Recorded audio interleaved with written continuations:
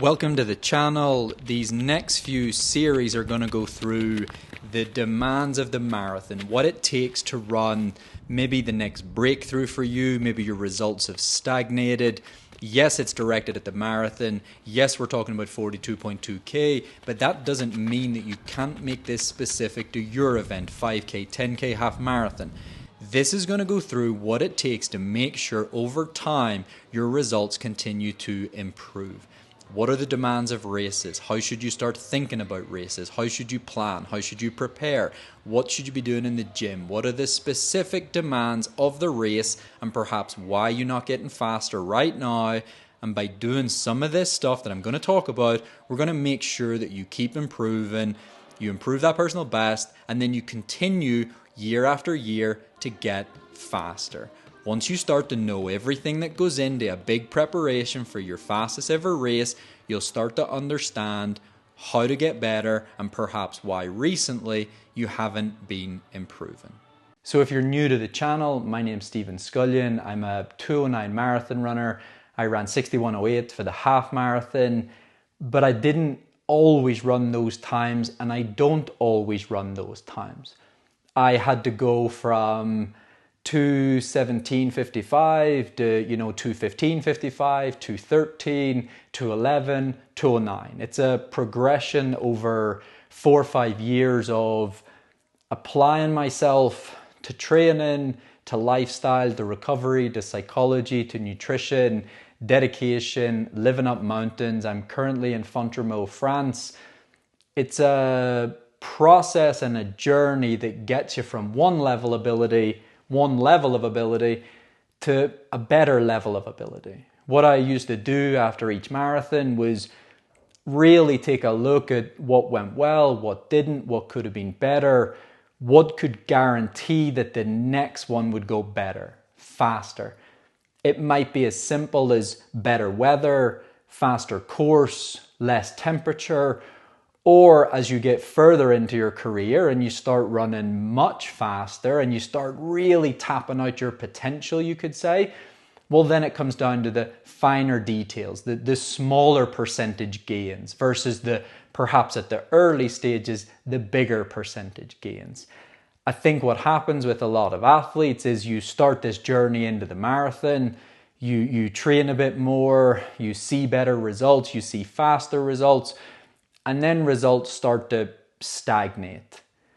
Because in a way, if you think about it, it's kind of like if you cook the same spaghetti, the same bolognese, and the ingredients every time is the exact same, well, you cannot be confused that it doesn't suddenly get better in taste. That's marathon. In the early years of your career, just by running a bit more, maybe less injuries, maybe less illness, maybe experience, maybe fueling differently, maybe picking a faster course, well, of course, it's going to lead to better results. But you're always going to hit a point of your career where it's going to take more, better application to training, more focus on recovery, more focus on the psychology around sport, maybe strength and conditioning, and that then might help you get a better result. I actually started a running school, it's called joggingroom.com, and the whole purpose of that was that I believed there was athletes out there that wanted to get better, maybe they had the time, but perhaps they didn't know what to focus on. I am so lucky that I've met and trained with some of these amazing groups in the world, some of the best coaches in the world, and I like to give some of that advice back so that if you do want to get better, you want to run faster, you at the very least know what areas to dedicate your time to. So part one, we're going to explore, you have to take stock of where you're at, which means before you build a plan, before you pencil the date in the diary of which marathon you're going to run, you absolutely must have a think about, well, where am I at right now? That's the taking stock, and that means if you've only ran 5K, for example, and that's your longest run, well, 42.2K or 26.2 mile, it's a lot further than you've ever done. It's probably fairly likely that if you've ran a 10K PB and then you've 10 to 12 weeks before your next marathon, you're in a really good spot. If you ran your 10K PB 6 months ago and you haven't been running much and maybe you're injured and the marathon's in 10 weeks, you probably aren't in the best spot to start this plan towards the marathon. And that should make sense, because on the start line of a marathon, just because it's longer doesn't mean that you shouldn't prioritize, for example, that 10K fitness that you had. On the start line of a marathon, you want every asset that you've ever had in running: speed, 5K fitness, 10K fitness, half marathon fitness, plus you want to have trained for the distance. So you're trying to combine all of your strengths to get you to the finish line. And what will happen over time, as you get better prepared, as each build-up gets better, as the training gets better, the lifestyle, the recovery, all these good things which will allow you to train better, more consistently, less illnesses, less injuries, what you're going to find is that on race day, you might have the similar fitness perhaps that you've had in the past, but you'll be able to race the marathon at a higher intensity than you've ever been able to race it before. And then if you can improve both, so if you can improve fitness and you can improve how hard you can work on race day, well, that's when the big benefits come.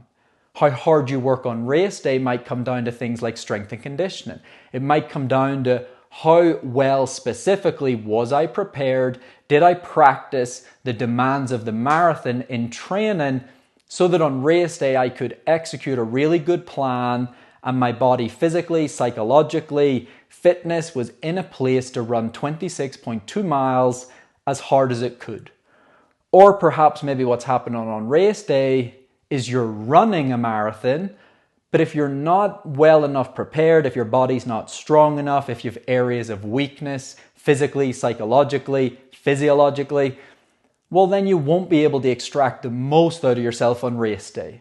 If you're one of those athletes that thinks there's potential there, I've seen it, I've done some stuff in training I was really impressed with, but race day just didn't go the way I wanted it to. I'm quicker than this person in training, I don't get it, they race better than me on race day. That suggests that you don't have a full picture. You don't have a full plan. You're doing some stuff good, but if you're not doing everything, well, then you can't extract the most out of your body on race day. And it really demands, physically, you're in really good shape. Psychologically, you've got things in a good place that you're willing to push. You're not stressed. You're not anxious. You have techniques and strategies to deal with that. And then physiologically, comes down to the training plan. How well was your fitness prepared to race 26.2 miles? And so when you're taking stock or you're figuring out where you're at in that process, you're really looking at, where's my fitness at? How much training have I been doing? How much time do I have before the next marathon? Do I have enough time? Do I have time to get myself into PB shape for 5K and 10K? And then do I have 10 to 12 weeks before the marathon to build the fitness and the demands of the marathon? Because it's not like other races. It's further than other races. You might need to develop strength. You might need to develop the ability for your quads, your calves to be okay with running 26.2 miles. Take fitness out of it. What if your quads, calves, hamstrings, what if they just can't run 26.2 miles right now? You might be the fittest you've ever been, but if they're not prepared for the pounding, if they're not prepared for that amount of time, if you dehydrate, etc., you're not going to run your best race. And so you need time to practice these things, work on these things, and that's why that initial assessment is so important. If you're really far away from that 5K PB shape, that 10K PB shape, well, then you might need to pencil in a marathon that allows time to work on those things. When you're taking stock or you're going to develop this plan, that's the key things you need to be thinking about. Where am I at? What's my longest run been lately? How long has it been since I've done a full week? How long has it been since I did my gym routine, my structured stuff? And then you need to start thinking about how much time you have before you start setting these goals that might be to run a PB. You know, if you haven't ran a 5K PB or a 10K PB in 6 months, you haven't been training, you know that you've been slacking off a little bit, you've gained some weight, maybe you've got a bit of a niggle, you're not looking after your business. Don't you think it seems a bit ludicrous that in 8 to 10 weeks time, you're going to put this pressure on yourself to run a marathon PB when you might need to use the first 2 to 3 weeks or 4 weeks just to build some robustness, just to get the body used to training again, the psychology used to pushing again. And what does that leave you? 5, 6 weeks? So what you're going to do is you're going to rush that process. You're going to make that first long run longer than it should have been. And then you're probably going to skip some other stuff like gym and maybe some psychology stuff because you're pushing the other areas too hard. This is why it's so important. Where am I at? What am I asking my body to do? What am I trying to get it to achieve? Am I biting off more than I can chew? And then you can really develop a plan which gives you at least, and let me tell you, at least a chance of all this coming together. And that plan becomes a masterpiece. The plan of action, you could say, is going to take you from this current level of fitness. Where's the psychology at? When's the last time you pushed yourself? When's the last time you put yourself on a start line and raced? This master plan takes you from where you're currently at to being on the start line of a marathon, and you want all your assets in a great place. You want to make sure that within that 10-week plan, 16-week plan, 20-week plan, you stay healthy, you keep everything in balance, that you're recovering from the training that you're doing. And yes, of course, a plan can be changed and it can be modified, but at the very beginning, the plan should at least look on paper like it's going to tick those boxes. I'm not going to get injured doing this plan. I'm going to build the fitness that I need. I'm going to build the durability, the robustness to get around 26.2 miles. I'm going to progress those long runs in a way that physically, physiologically, psychology, they don't burn me out at the early stages of the plan. That's what then builds this masterpiece that gets you on the start line, stronger than you've ever been, physically because of the gym work. You've trained more than you've ever trained before because you were looking after your nutrition, your recovery stuff, and hopefully with experience of executing the plan in a really good way, you're stood on a start line almost feeling bulletproof to the fact that you know you're going to run a personal best because there's not going to be any surprises on race day. You've already done a decent long run. You've already done all the specific sessions that you know help the body get around 26.2 miles. You've done stuff in training that has asked the question of your psychology to push and work. And you answered back. You were able to push that day. You were able to, go through those moments of anxiety. What if I can't do this? What if I slow down? But you overcame it in training. So of course you're going to be capable on race day.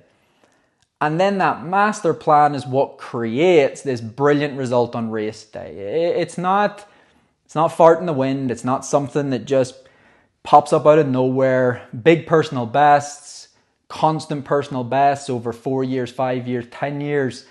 They don't come from just dangling on trees. You work for them. You plan them. You bring it all together into this amazing place that you can stand on that start line on race day and just know you're ready. And that's so important versus if your initial plan, you've only got 8 weeks, you might have a bit of an injury, you might have missed quite a bit of training already.